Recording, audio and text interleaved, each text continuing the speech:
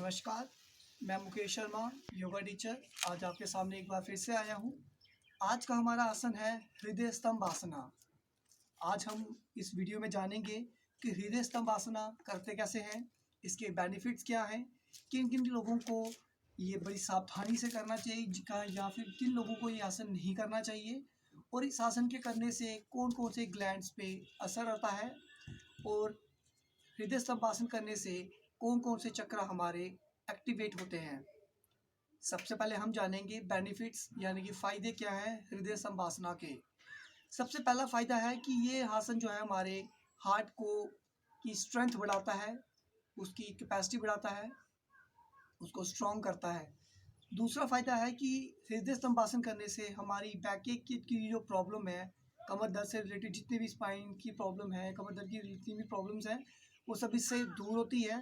तीसरा फ़ायदा है इससे हमारा डाइजेशन का जो प्रोसेस है वो इम्प्रूव होता है, अच्छा होता है। चौथा फ़ायदा, इस आसन के करने से हमारी टेंशनें जो हैं वो थोड़ी कम होती हैं। पांचवा फ़ायदा इसका ये है कि ये हमारी लिगामेंट्स की जो फ्लेक्सिबिलिटी है उसको इंक्रीज़ करता है। आखिरी बेनिफिट है इसका कि ये हमारे इम्यून सिस्टम को स्ट्रॉन्ग करता है। इम्यून सिस्टम जो है हमारा स्ट्रॉन्ग रहेगा। जैसा आपको मालूम ही है, इम्यून सिस्टम स्ट्रॉन्ग रहेगा तो हम बीमारियों से बचे रहेंगे, उनसे दूर रहेंगे, स्वस्थ रहेंगे। तभी कहा जाता है करे योग रहे निरोग। अब हम जानेंगे कि किन लोगों को ये आसन बड़ी सावधानी से या किन लोगों को ये आसन नहीं करना चाहिए।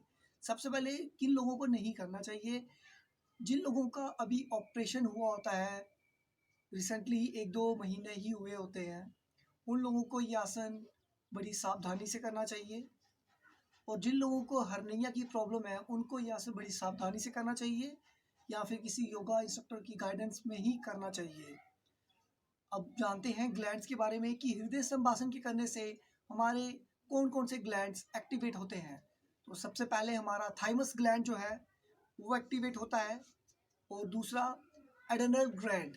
ये दोनों ग्लैंड्स जो हैं ये एक्टिवेट होते हैं हमारे हृदय स्तंभ आसन करने से। और नेक्स्ट जानते हैं कि हृदय स्तंभ आसन करने से हमारे बॉडी में कौन सा चक्र जो है एक्टिवेट होता है। अनाहत चक्र, जो कि हमारे दिल के पास होता है। अगर हम अनाहत चक्र जो है को एक्टिवेट करना चाहते हैं तो हमें हृदय स्तंभ आसन की अच्छे से रेगुलर प्रैक्टिस करनी चाहिए। और अब आखिरी में हम जानते हैं कि हृदय स्तंभ आसन आखिर करते कैसे हैं। हृदय स्तंभ आसन करने के लिए हमें सबसे पहले अपनी पीठ के बल लेटना पड़ेगा। अपनी पीठ के बल लेटते हुए आपने कोशिश करनी है कि आपने अपनी बाजुएं और अपनी टांग दोनों 45 डिग्री तक उठानी है, सांस को भरते हुए। जब आप सांस भरेंगे तो बॉडी उठाएंगे, और जब आप सांस छोड़ेंगे तो आपने बॉडी को नीचे की तरफ, जैसे अभी मैं शवासन पोजीशन में हूँ, वैसे आपने आ जाना है। अब देखिए करना कैसे है। ये दोनों हाथ साइड रखिए, पैर मिले हुए। अब मैं सांस भरूंगा। अब सबसे पहले अपने हाथों को पीछे की तरफ करें। ये पीछे की तरफ करने के बाद अब मैं अपनी सांस को भरूंगा।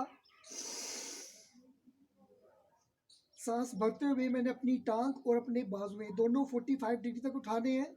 जितनी देर मैं सांस रोक सकता हूँ उतनी देर तक इस सांसों को भी होल्ड करूंगा। जब मुझे लगेगा कि मैं अब सांस नहीं रोक सकता हूँ तो मैं धीरे से सांस को छोड़ते हुए वापस आ जाऊंगा। एक बार फिर से देखें, पैर मिले हुए, हाथों में गैप, सांस को भरना है और 45 डिग्री तक अपनी लेग्स और आर्म्स दोनों उठानी है।